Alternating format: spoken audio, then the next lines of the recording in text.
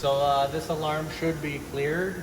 The spindle lubrication, when there's lubrication for the spindle and there's lubrication for the way loop. But to get your cursor back here, just hit start and then you can put in your command. So I'll put in an MO3 command and then speed will just go 1,000 so you can see. Then hit start twice and then the spindle should turn on.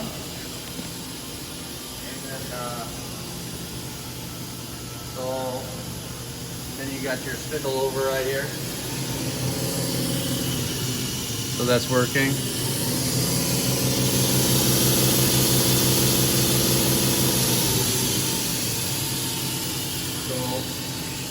And then you could jog the machine.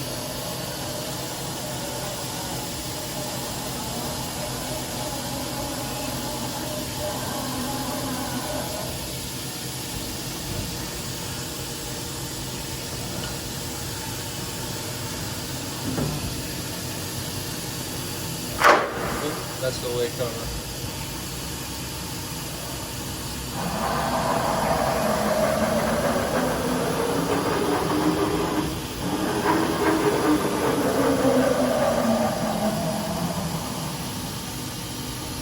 And then, yeah, that's about it.